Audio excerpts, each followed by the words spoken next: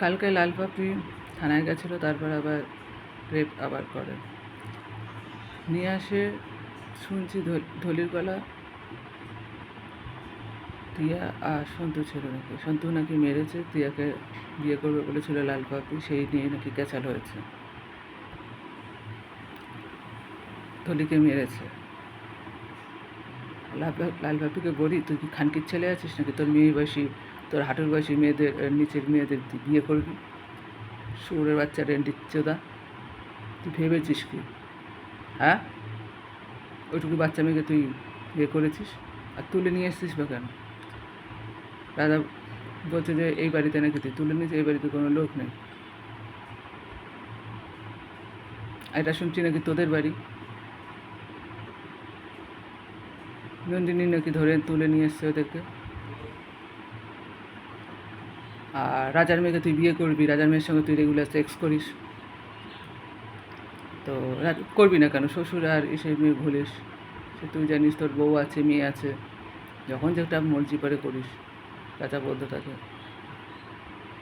তোর বউ আর মেয়ে আছে, তো আমার লাইফ বরবাদ করলি কেন সেটা তো জানতে হবে। আর হচ্ছে কুত্তার বাচ্চা, তো রাজার মতো কুত্তাগিরি করতে থাকিস। আর কালকে জোর জবরদস্তি করে তুই আমায় রেপি করেছিস, অন্য কিছু না। আর রাজার মেয়েকে ল্যাংটা করেছিস, রাজা বলছিল, তার সঙ্গে আমাকেও ল্যাংটা করেছিস।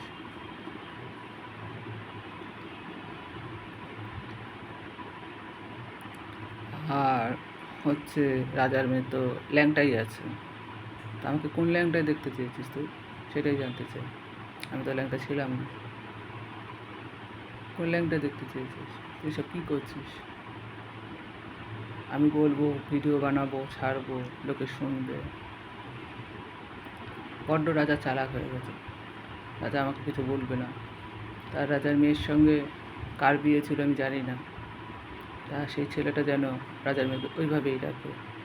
লাল পাপড়ির সঙ্গে এই বাড়িতে ল্যাংটা হয়েছিল সারা সকাল 5টা থেকে বেলা কটা পর্যন্ত ছিল আমি জানি না, লাল পাপড়ির সঙ্গে ল্যাংটা হয়েছিল।